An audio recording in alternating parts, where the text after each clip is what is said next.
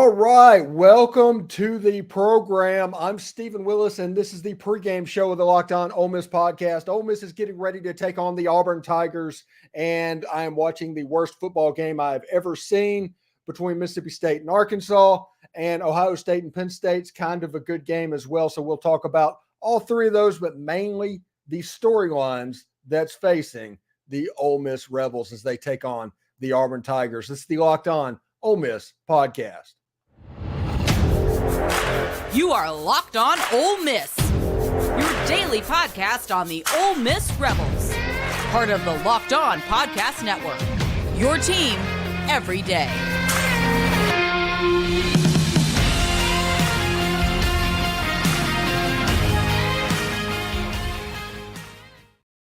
I am pretty fired up. I'm Stephen Willis, and I'm joined by John Macon Gillespie of the Grove Report, and we are getting ready to talk about all the storylines leading up to the Ole Miss-Auburn game tonight at 6 o'clock Central, 7 o'clock Eastern.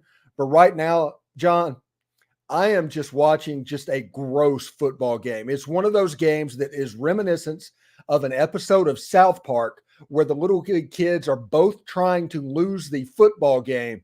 This game makes Iowa's offense look like USC's. Why am I doing this to myself, John?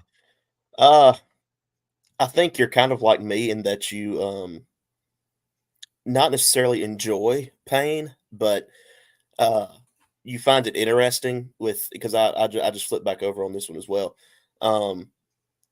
It has been, man, this is reminiscent of my early childhood Mississippi State teams. To date myself a little bit, I'm talking like the 03 to 07 era. I mean, this is just not a good team. And I told you before we started that I actually thought State's offense would be better with Mike Wright today. They have not been. And I mean, Arkansas they just out batted them today.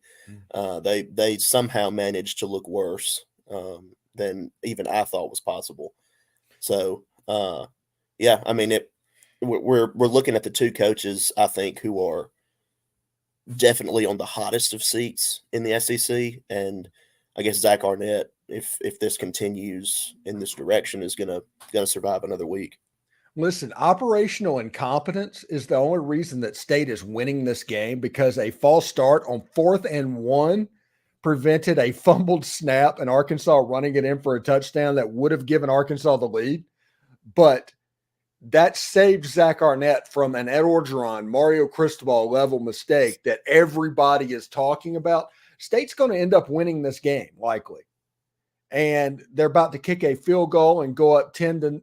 No, they just missed a field. Of course they missed the field goal. They missed like a 23-yard field. Of course they missed the field goal. Your stream's a little ahead of mine right now. I was looking at Woody Marks on the sideline. Now here it is. Oh my goodness. Okay. And yeah, there's a minute and 14 left. Now Arkansas's got like 90 yards to go for a touchdown. Is there any doubt that Arkansas is not going to be able to do that? I mean, no.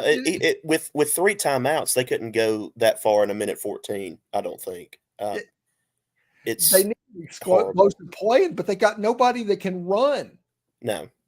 And I'm not talking about running the football. I'm talking about like wide receivers. There's nobody that has explosive potential for this Arkansas. I mean, it's like I said, it's just unbelievably weird to watch what is going on. Yeah, and I hate it for Sam Pittman too, because by all accounts, he seems to be a really good guy, and he started off pretty well at Arkansas, comparatively speaking. But I think that that fan base is kind of given up there. Yeah. Arkansas had no timeouts in the first play after the field goal. They threw the ball like 5 yards downfield and got tackled inbound, so the clock kept running. So yeah, it is like Marcus says in the chat, it's a comedy of errors. It is bad. And this is funny. We're doing the pregame show right now for the Ole Miss Rebels versus the Auburn Tigers. But this game is just so enthralling. This in just the worst way. I mean, it's like watching Faces of Death right now. It's like they say about a train wreck, like you want Yeah. to look away, but you can't. It's that kind of. Yeah, I've got a quad box on at the moment. And in this quad box, I've got Ohio State versus Penn State. I've got Oklahoma versus UCF. And I forget what the other one is because I haven't honestly been paying attention to it. I'm still just paying attention to this game. It's got all of my attention. It's so bizarre. I don't know exactly how to take it and what's going on, but it is absolutely weird. But anyway, let's talk about the game between the Ole Miss Rebels and the Auburn Tigers. Now, Monday, Lane Kiffin said he anticipated, maybe that's the right word. He anticipated Jordan Watkins playing in the game. What do you think the status is of that? I don't know. I mean, everything around that has been extremely quiet since we broke that story last week that he suffered an injury in practice. At the time, it didn't sound great for the status of his injury, but it was never really confirmed to me exactly how serious it was. Now I know there's word out there that it could have been this, that, or the other, but I never had sourcing on that, and so Lane saying he anticipates him playing could mean, okay, maybe it wasn't that serious. Or on the other hand, maybe it's him doing what he usually does with injuries, and that's just throwing up a smoke cloud, kind of. So I really don't know if I expect Watkins to get any snaps today or not, but I would be very interested if he did get snaps. Now that's just my gut feeling. I don't know that, but I would find it very interesting if he did in fact get some snaps. Yeah, it's going to be really interesting indeed. And I'm telling you, man, Arkansas is going to have a Hail Mary from about 50 yards out for the chance to win the game. They're not going to complete that pass. It is absolute. But this is just the worst football game I've ever seen, honestly. It's bizarre. But Ohio State and Penn State, while it's a good game, it's equally low scoring. So you have a low scoring game that's a good game, and then you just have a team that makes Iowa's offense look prolific. But Mike Wright, congratulations. Mike Wright's going to get the win. And I don't know if that would have been the case if Will Rogers was playing quarterback. It's possible. I mean, it's hard to think that State's offense could have looked worse than it did today. Yeah.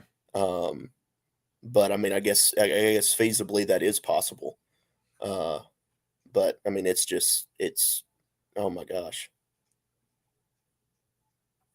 Yeah, it's horrible. Yeah, it is really bad. But congratulations for them if they actually pull this off and get the W, because they were staring directly at 0-8. And it looks like they're going to get the win because KJ is a Hail Mary away in this game as well. Air Force and Navy is the fourth game in my quad box, by the way. As you can see over my shoulder, that's actually holds a special meaning for me as well.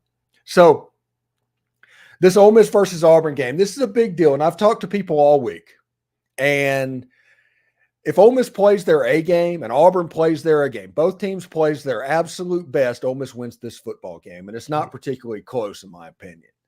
But in a situation to where Auburn needs to make this a rock fight, they need to make this ugly. They need to let the defense really come out and force some things to happen and let the ghost of Jordan-Hare take over. How do you think that Auburn, other than the obvious things of Lane Kiffin going for fourth downs at inopportune times and turnovers, how can Auburn's defense kind of muddy up the gears a little bit? Well, I think they will be trying to stop the run game, obviously. And again, if Watkins isn't able to go, I mean, that impacts the passing game. I mean, it looks like Trey Harris will be able to go. So that's obviously a boost for Ole Miss. But I think you're right that Auburn wants this game to be as ugly as possible. And, they've got to hope for that, one. And two, hope that Ole Miss continues its historic streak of not playing well at Jordan-Hare. I went back and looked, and I'm not sure that any of Ole Miss's wins at Auburn, like on campus at Auburn, were night games. I may be wrong about that, but I know that the most recent one in 15 was a day game. So, Ole Miss typically doesn't do well at Jordan-Hare, and especially at night. The So 2003 game, the Eli win, it was a CBS game, so it ended at night. Okay. I just vaguely remember that game. I couldn't remember what time it was, but yeah, it's so again, I mean that's another example. Ole Miss just typically at night kickoffs at Jordan-Hare doesn't do very well. But that also has to do with the fact that most of the time Auburn has the better football team. That's absolutely true. That's where I was going with that, is that tonight that is not the case. Ole Miss does have the better team. And there's all this talk about, Hugh Freeze wanting this game because it's against Ole Miss, blah, blah, blah. I think Lane Kiffin really wants this game. All the stuff with Auburn last year, I don't know exactly how all that stuff played out, but I think it would do his heart pretty well to pick up a win over Auburn convincingly tonight if he's able to do so. Yeah, and I don't know the status of it, but I'm going to say this is rumors, so nobody go and say that I'm saying this.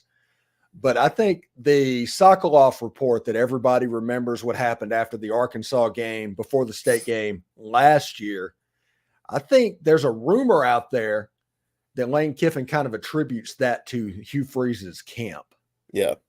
And if that happens, like Lane Kiffin closed practice this week to the media. So I don't know what reason it has to do something a little bit different, but something's going on there. Maybe that was to hide Trey Harris and Zachary Franklin and their health or something like that.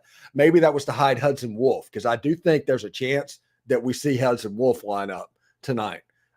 Maybe that's what was going on, but something did happen, and that rumor is out there. And unless Ole Miss goes out against Auburn tonight and lays an absolute egg, I think we can always attribute this as being something that we should have probably paid more attention to in the lead up to this game.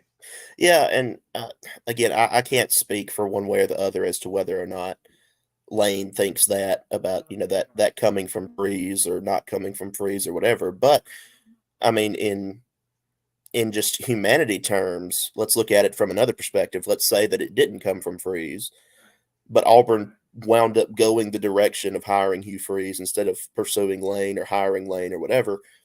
You still kind of want to prove that, hey, I'm that guy, sort of, even in that scenario. So with all the drama that happened last year, I do think that there's a little bit of a chip on Lane's shoulder tonight, or there should be anyway.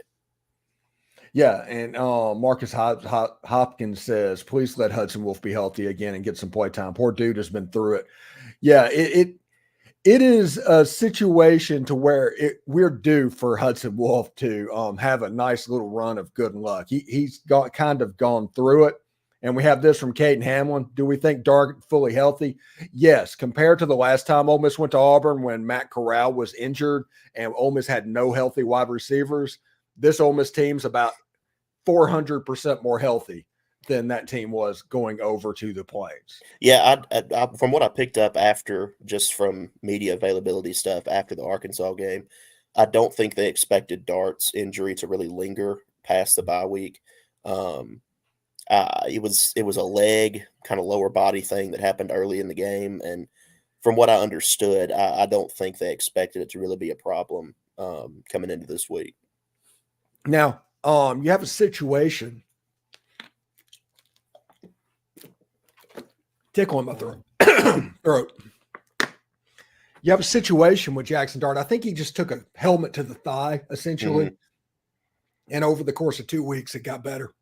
It's like how we referred to it back in the day as a Charlie horse type situation. I mean, that's kind of essentially what it is.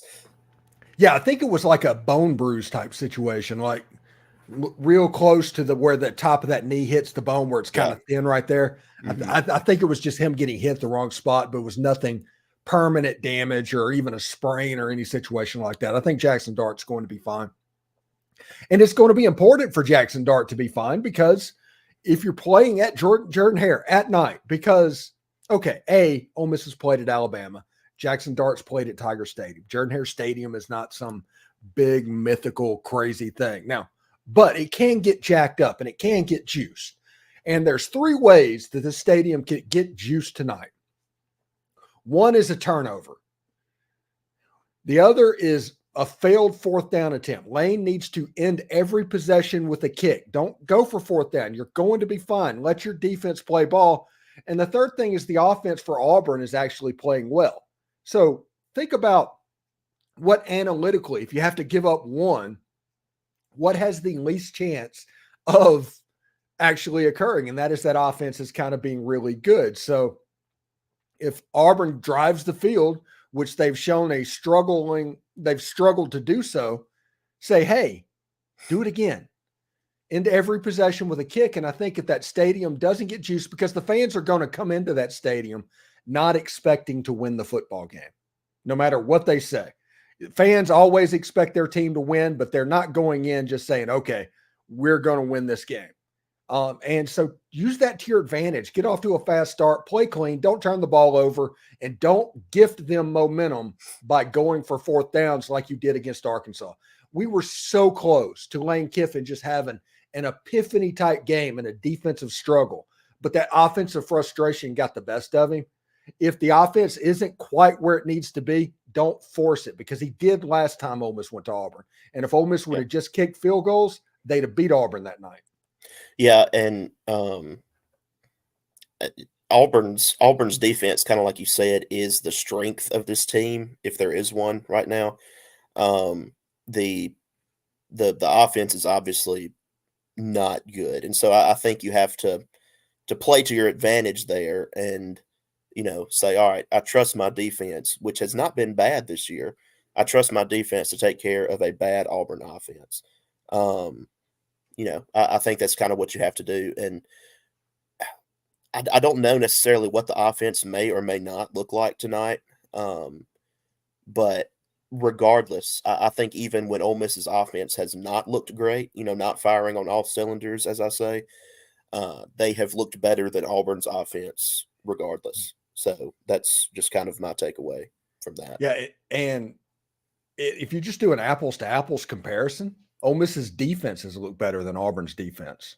That's true. Yeah. And I was sitting here wondering, it's like there's probably nobody on the Auburn offense that would start at Ole Miss.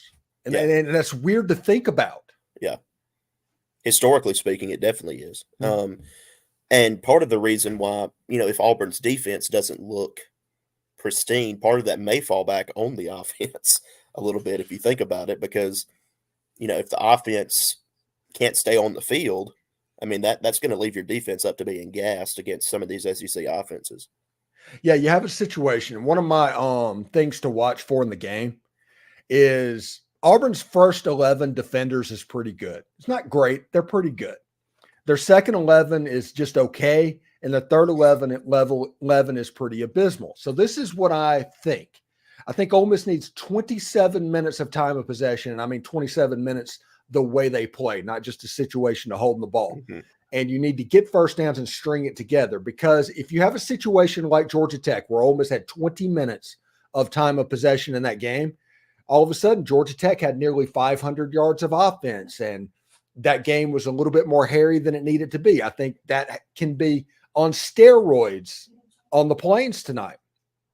If Ole Miss can have it at 27 minutes of time of possession, all of a sudden you're going to get into those second and third defenders, and you have a chance for more explosive plays, and it potentially could look like the fourth quarter of the Georgia Tech game a little bit earlier in the game. Yeah, and part of that against Georgia Tech was definitely contrasting styles of play, right? Because, I mean, you would see – you and I are used to seeing the Ole Miss offense move at a breakneck pace. And in that game against Georgia Tech, I remember sitting in the press box, and it was jarring the amount of time that came between snaps for Georgia Tech. We don't see that kind of college football anymore. But I think that's the game plan for Auburn, though. That's what I was going to say. Yes, lending itself to Auburn wanting this to be a rock fight. That is probably the game plan, is to make it look jarring. I mean, just how long you take between snaps, because that throws Ole Miss off of its pace. And, that's what the Rebels are used to. Yeah, and Ole Miss needs to get first downs. And to get first downs, this is what you're going to have to do at Jordan-Hare Stadium. If you get into 3rd and 8s, it doesn't matter what's going on the defense side of the ball. You're not going to be very successful. Ole Miss needs to win 1st and 2nd down pretty consistently. The 3rd downs have historically not been very good for Ole Miss. Part of that is the success that Ole Miss is having on 1st and 2nd down. And when they get into a 3rd down is whenever it's 3rd and long. You need to make sure that when you get into 3rd down, it's 3rd and medium, 3rd and short. And you need to call a game similar to the way you did against the LSU Tigers. I think you need to get your skilled athletes like Trey Harris and Ulysses Bentley IV in space and get the ball to them early. And if you do that, I think you have a chance to really kind of turn this Auburn defense into a pretzel. I think we also need to remember that Ron Roberts, the defensive coordinator, was the defensive coordinator at Baylor when Ole Miss played Baylor in the Sugar Bowl. That gave Matt Corral, even before he got injured, a little bit of trouble in that game. So probably some takeaways come from the way that game was handled to what Ole Miss is going to do in this game. Yeah. And that's a good point. That's something I hadn't really thought about, but showing how, I guess, 2 years ago can still be a learning experience for, a completely different offense coming into an SEC West game. That's something I hadn't really thought about. But you are right that that's probably something that Lane and Charlie Weiss Jr. have studied a little bit extensively. Yeah, pretty good. And also, by the way, everybody that's watching the podcast at the moment, whenever we get to 5,000 subscribers, which should happen in a couple of weeks, we are going to start a live stream on either Tuesday, Wednesday, or Thursday. We do not know exactly which date at this moment, or which day of the week we're going to do it. And during basketball season, if there's a basketball game, you're only getting one live stream, not two. But we're going to search for different opportunities and different ways to do that. So if you haven't subscribed, please subscribe to the podcast and help us get to that 5,000 number as we grow during football season. And when the Chris Beard era starts, we're less than a month away, right? Until Chris Beard.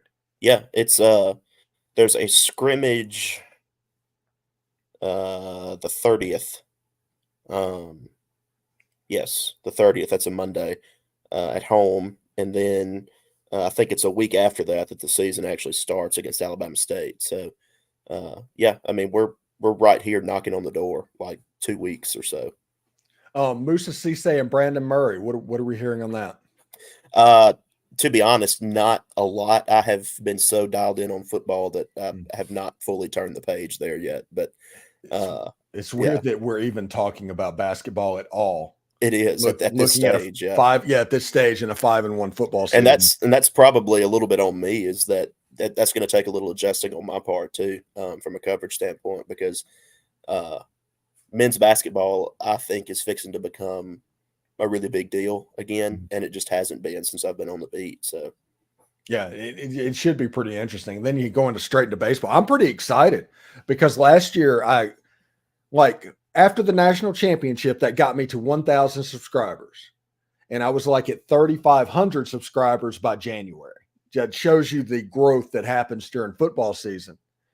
And this past year, we didn't have basketball and our baseball team wasn't very good. And so I'm kind of looking forward to seeing what the subscriber jump will be over the course of this year. I mean, it should be pretty interesting. Yeah. Now, what's going on at the Growth Report right now?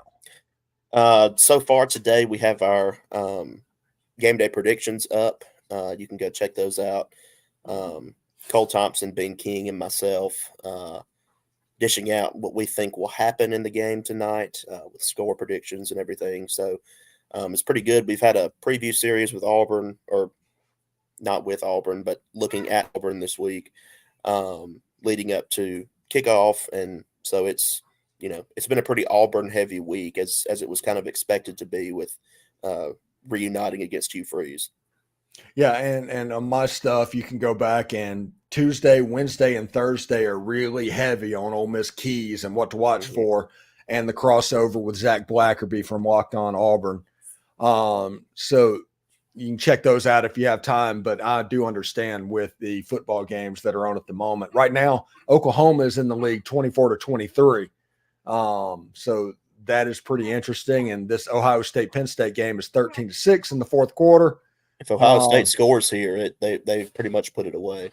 Yeah, Ohio State's just kind of taking their time. They're having their way with Penn State. It's 13-6, but it feels like it's 27-6. It does, because Penn State just can't do anything offensively today. Not like Arkansas can't do anything. Well, that's true. We have to have a little nuance with that comment. Yeah. Yes, that is true. So it should be pretty interesting. Now, before we get out of here, so everybody can enjoy watching the games that are on TV today, what are your major keys tonight? And give me a score prediction. Okay. All right. I'm going to give a key for both sides of the ball for Ole Miss. I think offensively, I'll lean this way. I want to see a good game from the wide receivers, regardless of whether or not Watkins plays, because I think that a good game from Jackson Dart and the receivers is probably going to be key in this kind of environment. So I'm really interested to see what that looks like, especially Trey Harris. Maybe a full game, knock on wood, healthy with Harris. Defensively, kind of play with your hair on fire a little bit. Use the road environment as juice for yourself against an Auburn offense that is just not very good. Score prediction wise, I'll go 35-17 Ole Miss. 35-17. Daniel Fowler says the run game and defense travel. I agree with that as well. I'm going with 24-17, my prediction. If everything goes well, it's like in a perfect blue sky homer prediction in this game where everything goes well, I would talk about how Ole Miss has a chance to do a 42-10 in this game. Yeah. But I'm going with 24-17 because I don't expect blue sky to necessarily happen as well. So thank you so much, John, for joining the podcast today. And for everybody else, immediately after the football game, we'll be either unbelievably elated or well into our feelings. So tune in, join us, and we'll talk about it in the chat together. But, John, thank you so much for stopping by, and we'll see you later, bud. All right. Appreciate it, Stephen. Thank you.